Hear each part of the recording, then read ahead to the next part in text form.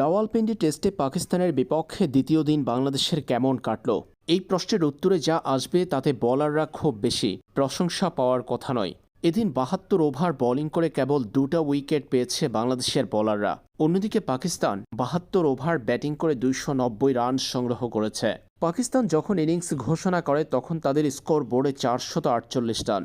Mohammad রেজওয়ানের career সেরা ২৩৯ বলে ১৭১ রানের পাশাপাশি সৌদ শাকিলের ১৪১ রান পাকিস্তানকে পঞ্চম উইকেটে এনে দিয়েছে ২৪০ রানের জুটি।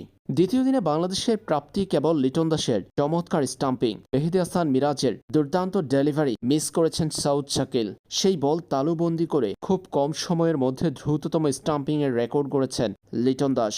প্রাপ্তির মধ্যে আছে আরও একটি, বহু চেষ্টার পর সাকিব পেয়েছেন ১ উইকেট। ৩.৭ মিনিটে সাকিব আল হাসানের একমাত্র সফলতা এসেছে আজ। তবে বোলিংয়ের ব্যর্থতা ভুলে ব্যাটসম্যানদের সাবধানী শুরু বাংলাদেশকে তৃতীয় দিনে এগিয়ে রাখবে। সাদমান ইসলাম এবং জাকির হাসানের সাবধানী শুরু বাংলাদেশ দল পেয়েছে চমৎকার ইনিংস। পাকিস্তানের বিপক্ষে দ্বিতীয় দিনের শেষ অংশে ব্যাটিংয়ে ১২ ওভার ব্যাটিং করে কোনো উইকেট না হারিয়ে সাদমান ইসলাম ও জাকির হাসান করেছেন ২৭ রান। সবগুলো উইকেট হাতে রেখে দ্বিতীয় দিনের খেলা শেষ করেছে বাংলাদেশ। এটাই সবচেয়ে বড় প্রাপ্তির বিষয়।